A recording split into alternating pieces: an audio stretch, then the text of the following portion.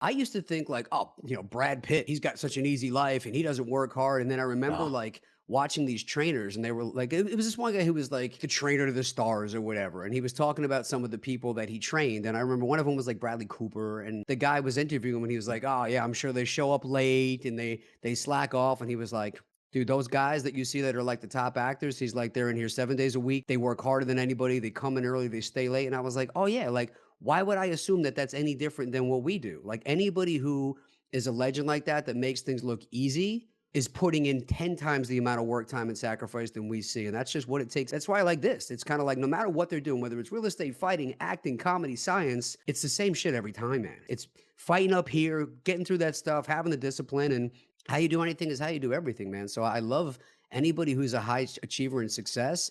You automatically have that bond that you know that they're going through something and they're willing to push through to get what they really want, not make excuses. Yeah, look, I you just have to have really thick skin. And I think when I got into entrepreneurship, and I see it with the younger guys that I coach now, I mentor, I always tell them, like, look, what are you in this for? And how long do you want to be in this? Because if it's not a lifetime thing, you're gonna have a lot of car accidents.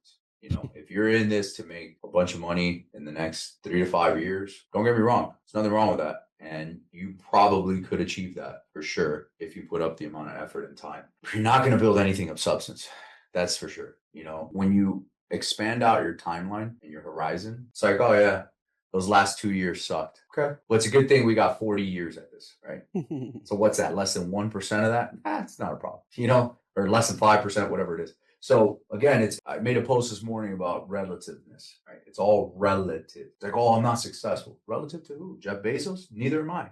Why are we comparing to that guy? First of all, why are we comparing at all? Second of all, why are we comparing to that guy? Right? Like, and people, and I get it, man. I used to do it too, and I still do it on some level. I'm like, oh, well, I'm not where Hermosi is. Well, yeah, you haven't smoked $20 million in online marketing, just learning. Well, that makes sense. When that guy got started in 2011, I was coming out of college, a little bit different. You know what I'm saying? So just remember, in your journey, it's all relative to where you are.